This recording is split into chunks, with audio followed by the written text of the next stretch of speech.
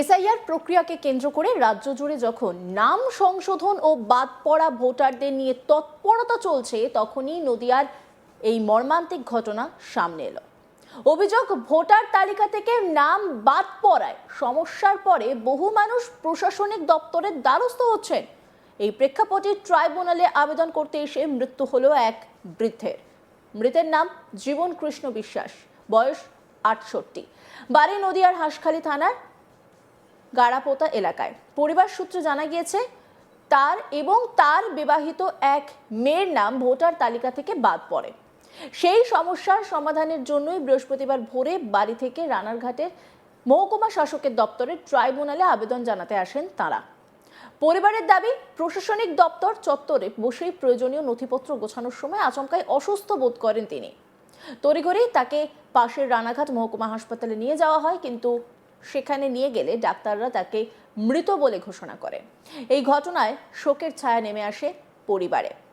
চম্পা বিশ্বাস মৃতের মেয়ে, তিনি কি বলছেন শোনাব আপনাদের।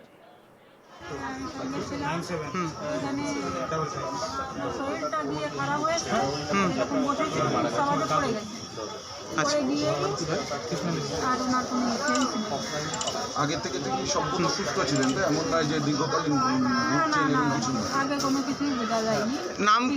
নাম কাটা গেছে, এর আগে কি শুনানিতেও যেতে হয়েছিল?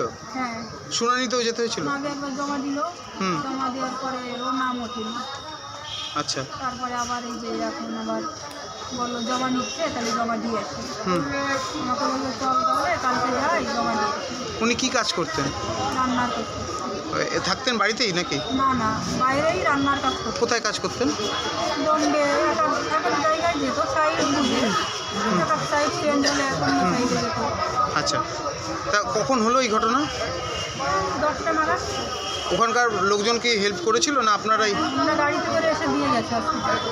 আচ্ছা, বাড়ি থেকে কে আছে? মৃত্যুটা কখন হয়েছিল? মানে হাসপাতালে আনার পর না ওখানে মরে যাওয়ার সঙ্গে, মানে এখানে এসে এসে না কোনো প্রাণের লোকজন ছিল না? এই যে হয়রানি পোস্টমর্টম হচ্ছে, এই যে হয়রানি হচ্ছে, তার মধ্যে যে আপনার বাবার জীবনটাই চলে গেল, কি বলবেন এই বিষয়ে? কি বলবো, বলার আর কিছু নেই। এই যা গেল তো আমারই চলে গেল। বাড়িতে কে কে আছে আমাদের লস, দিদি? বাড়িতে কে কে আছে? সরকারেরও কিছু না আর কারোরই কিছু না, শুধু আমাদেরই লস।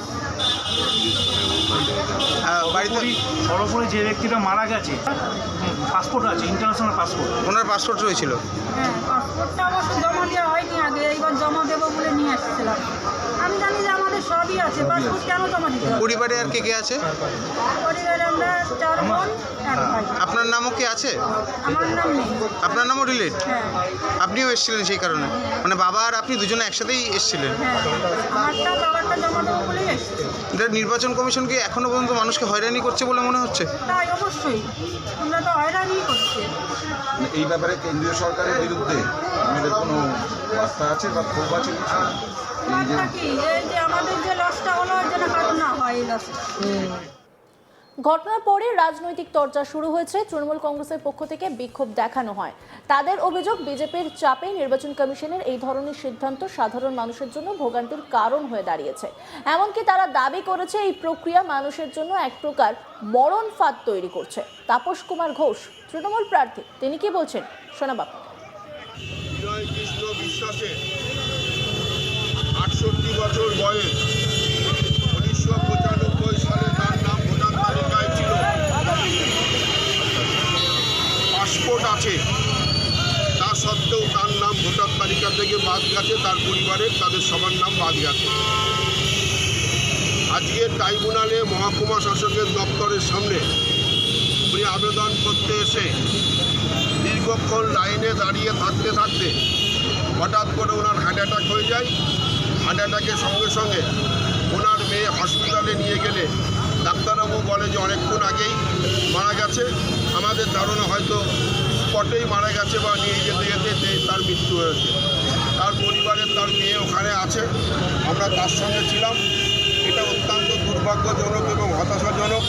নির্বাচন কমিশন এবং ভারতবর্ষের কেন্দ্রীয় সরকার, বিজেপি শাসিত সরকার, তাদের যে এই অপরিকল্পিত এসআইআরে আজকে জীবন কৃষ্ণ বিশ্বাস তার প্রাণটা হারালেন, তার মেয়ে বলছে আমার পরিবারের আমার ওর মাথাটা চলে গেল।